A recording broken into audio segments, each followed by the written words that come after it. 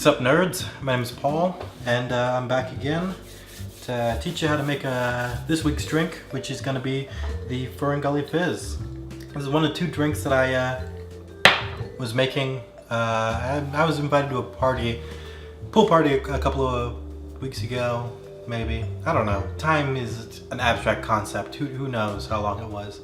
Or maybe it didn't even.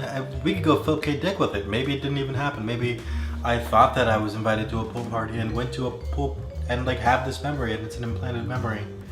There's really no way to know. But under the Schrodinger's the unopened Schrodinger's box that is me going to this pool party to make, I decided to make 2 drinks. I decided to make more, but I whittled it. Who knows? I pared it down to 2 drinks. This being one of them, the Fern Gully Fizz. This is a drink that I looked around in a lot of recipe books, and I'd seen it before a couple of times, and was really interesting to me, but I'd never gotten around to making it. But now that I have the show for you guys, I decided to make it and kind of test it out, see what other people thought. And I gotta say, I like it a lot. I like it a whole lot. So let's just get right into it. What you're gonna need to make this one is you're gonna need dark Jamaican rum. You're gonna need light rum. You're gonna need pineapple juice. I'm gonna grab some more pineapple juice because a bunch of takes, and also this is the same that I took to the party. Although I might not need more. All you're gonna need is an ounce of this, and there might be an ounce left. Otherwise, I have another bottle, so it doesn't really matter. Then you're gonna need lime juice, some sugar or honey simple syrup, if you want to do that. Sober Paul.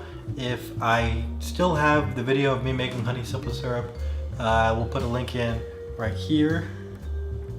I don't know, whatever. And if we don't, then just cut this out. You don't need this. So yeah, and then you're also gonna need club soda.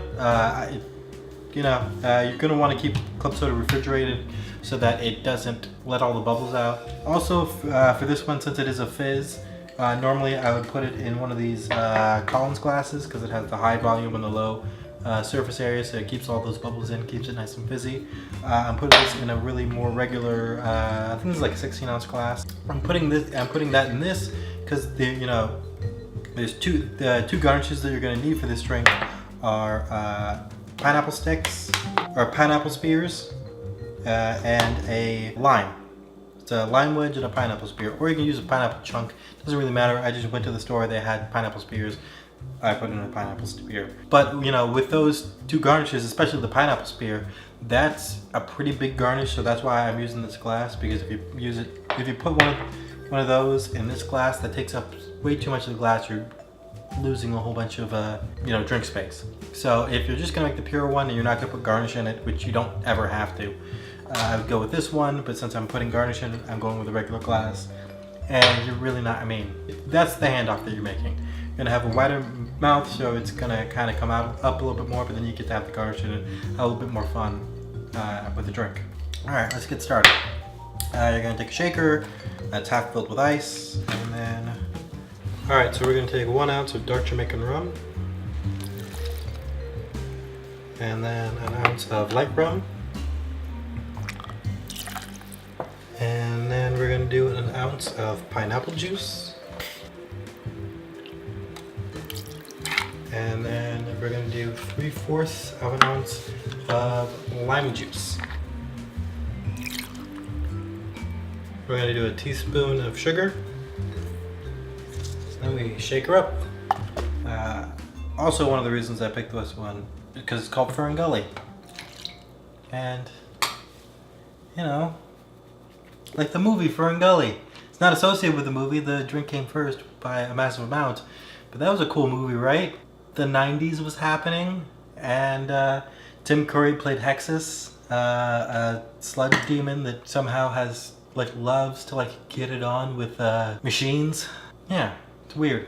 And I think Robin Williams plays a bat that's been experimented on. And we shake it up. Doesn't really matter. Or you can be like, hypnotize ladies. as long as it's getting shaken, it's getting shaken. And then I'm gonna grab another one of these glasses, which I didn't do beforehand, but you know, maybe I should face you when I'm talking to you. I'm gonna grab another one of these glasses like I should have done beforehand. Drink it, who cares? You know, that's like the best excuse for like every dumb thing I do on this show. Like if I make a mistake, I've been drinking. Excuses everything I do. It's the best. And then we're gonna take this guy and we are going to put half filled with ice. I'm gonna do that right now. Boom, half filled with ice. Then we're going to take the club soda and then we're gonna half fill it with club soda. And then we're gonna take the shaken, we're gonna take a bit more, and then we're gonna take it and we're gonna pour it right on top of the half filled club soda. Sometimes on these recipes they say put the drink in first and then the club soda. I usually put it in the club soda first just so I don't have to mix it up, kind of pouring it on top of the club soda, and then the club soda reacts and it kind of mixes itself a little bit so that you don't have to agitate the club soda too much. So that's what it looks like, right like that. If you end up putting it in one of these guys, you're probably going to put less club soda in there. So it probably will end up being stronger, theoretically. So now it's time for the garnishes. So, like I said before, take a pineapple stick, or wedge, or spear, or whatever this was called. I'm calling it a pineapple stick, and who cares? Just put it right in there.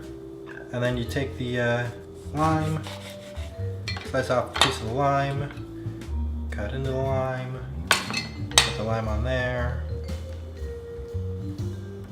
and boom, you got the whole thing. Now I got two. They look eerily similar.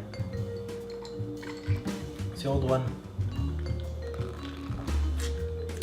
This is a new one. This one's a little more zazzy because it's fresh. That's that guy. Taste profile is pretty interesting actually, because you're using the dark rum. Dark rum's made out of molasses, so it kind of has a bit of a bite to it. I mean, you're putting sugar in there to like lighten it up, and also the pineapple should add a little bit of sweetness, but not too much. So this one actually, when I did it at the party, there was some people said it tasted like cereal, some people said it tasted like graham crackers. So it has, kind of a cereal. Those are both kind of cereal texture, like a little bit of sweetness, but kind of a grainy taste to them. So, and I would agree with that. That it's, it has like a tinge of sweetness to it, but it's really kind of a grainy, kind of cereally taste, which is great. To me, it kind of tastes like tea. So this one's a great kind of mixed drink if you're like me and you don't like things that are overly sweet. But again, this is a part of my summer series. So this is a drink that you could totally just like sit by the pool or be by the grill or be outside and be drinking something that is refreshing. It's like almond palmery. That's what it's like. That's exactly what it's like. It's like an Arnold Palmer, but alcoholic. So yeah, that's it. That's the Fern Gully Fizz. Where it's like it's all a conspiracy, and every one of you low-watts is in on it, just because you can move around and I can't, to think you're better than me. And then I would go like, it's my function. I'd like go to my knees, which I wear more knee pads for.